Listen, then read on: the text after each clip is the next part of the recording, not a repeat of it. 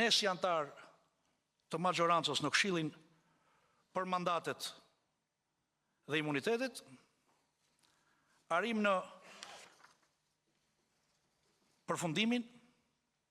se nuk ka vend për dhënien e autorizimit për zëvendësimin e masës së sigurimit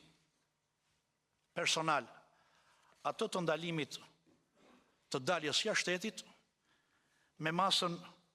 më të rëndë, ato të arrestit në burg apo në shtëpi, parashikuar nga nenet 237 e 238 të kodit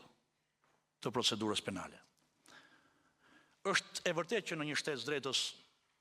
lufta kundër korrupsionit dhe garantimi i funksionit të drejtësisë janë objektiva legjitim dhe të domosdoshëm, por këto objektiva duhet realizohen gjithmonë në përputhje me parimet kushtetuese dhe me garancitë procedurale që mbrojnë liritë dhe drejtat themelore. Aq më tepër që nuk bëhet fjalë për vepër penale korrupsioni. Për këto arsye, në mbështetje të nenit 73 Kushtetutës të Republikës Shqipërisë, neneve 260, 288 dhe 289 kodit procedurës penale, si dhe nenit 108